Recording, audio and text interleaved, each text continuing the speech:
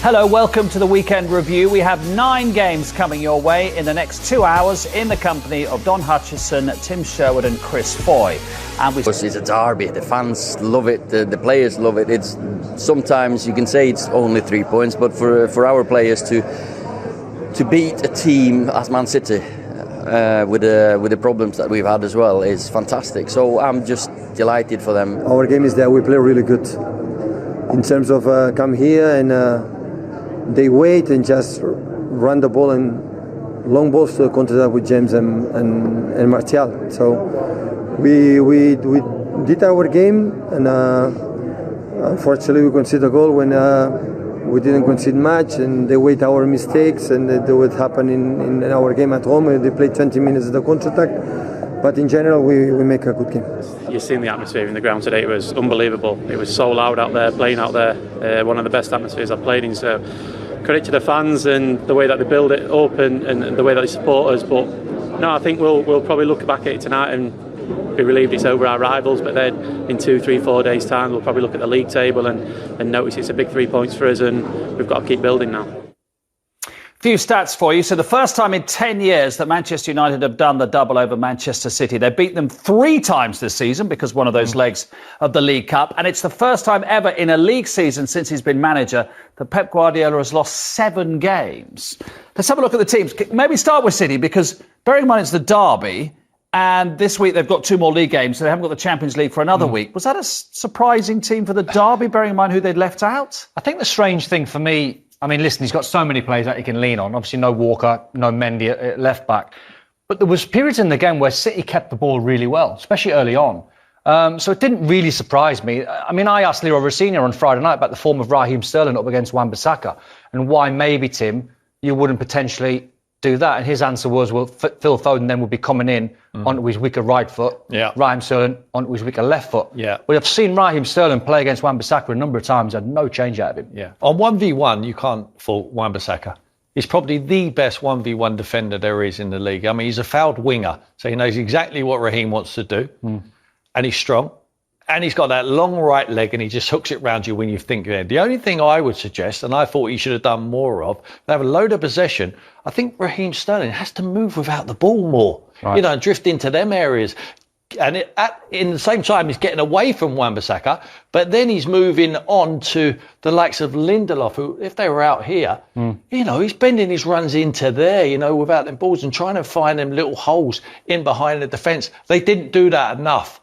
And I felt that he wanted to back himself. It was almost like an ego thing. Give me the ball, I'll show you I can take you on 1v1. But unfortunately, there's only one winner, and that's Wan-Bissaka in that duel. So they were more or less set up like that, weren't they? Which I think against Man City is the perfect way to go, as long as you've got attacking threats at the top end of the pitch. As long as you've got midfield players that can handle the ball, and you've still got that threat of these two. But it must be very hard to try and break that 5 down if they are really narrow.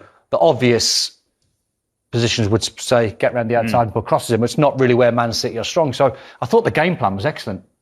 Let's go to 1-0 then, and we've talked a lot. I know you love Bruno Fernandes, and involved again in the opening goal with a bit of smart thinking. Yeah, I mean, is this a foul, Chris? You see Gundogan on Bruno Fernandes? When I looked at it in real time, I didn't see any reason why Mike Dean couldn't give a foul. No, our most experienced referee, and there's nothing that's dissuading him from that decision. He's very close. He must see some contact. I think there's a foul, but obviously the game's now stopped, and we take it from there. Yeah. Tim, and then the relationship between Bruno Fernandes and Anthony Martial's an interesting one, isn't it? Is there a trigger, do you think, when we see this? I'll play this on and let it go in the first time, because it's a great ball and a decent finish. Yes, it hits his shins, and the goalkeeper should do better, but from the training ground or off the cuff, do you think? Do you know what I'm going to say, Don? Off the cuff. Right. I think off the cuff, I think it's eye contact between Fernandes and, look, they see them looking at each other here. Yeah. Like, they're having a little chat there. And it's interesting, Aguero was there. Aguero may not be as sharp defensively. Exactly. They know he switches off. So he's hooked himself onto Sergio, and he knows. But it's the timing of the run. He's marginally onside, but the weight of pass trajectory of that pass, it's almost, if he rolls it on the floor, Don, it runs too far. Yeah. He has to give that little bit of slowness for him to get there, Martial. And to achieve that, you have to lift the ball. And he just loops it and drops it onto his foot. Is there anything from Bruno Fernandes' hand, the way it's up in Possibly. the air? And maybe as soon as he drops it, that might be the trigger for Martial. You can see Martial, it takes Aguero a bit of time to react, does it? Look, now he goes and Martial's already on his bike. Yeah, he stole a march on him, didn't he? Yeah. You know, he was napping. He was in the wrong position at the start. You see Sergio now just marginally onside, Chris. I think it was a correct decision. Obviously, VAR checked it. Comes off the shin and Ederson has to do better. But this is what this little genius is giving him. Yeah, it's brilliant, isn't it? Fantastic. I mean, Ederson should do better. Yeah. A goalkeeper of his standard should do better. And we've looked at this. Well, should do better. This one's a real strange one because it really looks as though it's a goalkeeping error, and it is. But me and Tim can both sort of see what he's trying to do. When you look at that picture there, as soon as he throws it, Scott McTominay's not even in the picture. So the goalkeeper doesn't see him. So what he's basically saying is to Mendy, come onto the ball. I'm not going to put it in there. I'm going to put it a yard or two for you, because you're going to be running. Because this is the last attack of the game. Exactly. This is a 6-minute stoppage time. So you're basically saying to someone, look, I'm going to throw it in front of you, like we would do as a pass when we want to drive on, because we want you to run into there. And from that picture there, you don't think there's a problem. And all of a sudden, Scott McTominay, who said afterwards, I read it, he was on it like a flash, and a very, very good finish. Not the hardest finishes in the world, but still a good one. But Tim, you made a great point on Mendy. When you see, why does he stop? Why does he stop? Why does he put the brakes on? He's not getting anything by stopping.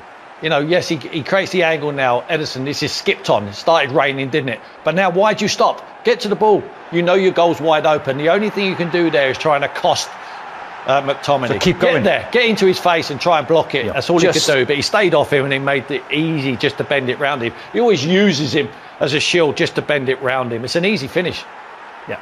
Because if he got right up close to it, you know, that much harder if I'm right up here. Now try and bend it round me. Well, and he puts him off. And he would have put him off as well. Go on. Go on. Right in there. Go on. You can hit me in the face.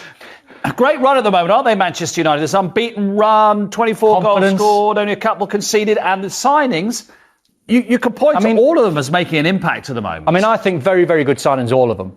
But I think Bruno Fernandes is the one. There's something about his levels that he's dragging all the other players, these included, and the other players, up to another level. Yeah. Because he must be sensational in the training ground. Absolutely. What he's doing. The only way these are better signings, and I believe, if you put 80 million on Bruno Fernandes and 46.4 million on Harry Maguire, then it's a better business. This kid they've got cheap. Unbelievable. He's improving the whole of the squad. They watch him in training. They know he's a reference. They know he is a different level to all of them. And I really mean that. He has hit the floor running in the Premier League. It's such a difficult thing to do. To come from a foreign country in Portugal. Yes, you're a superstar. Mid-season as well. Who's been excellent. Great first season for him. Look, everything looks positive at the moment for Manchester United. We give them a lot of stick throughout the period of this season. But it looks like now, at the right time, they're hitting some real form. Well, talking about a player that I think got a lot of stick when he first come through the door was Fred. His performances, whether he was a little bit shy, not sure what his personality was like, he looks as though he's playing well. Chris, is this a penalty?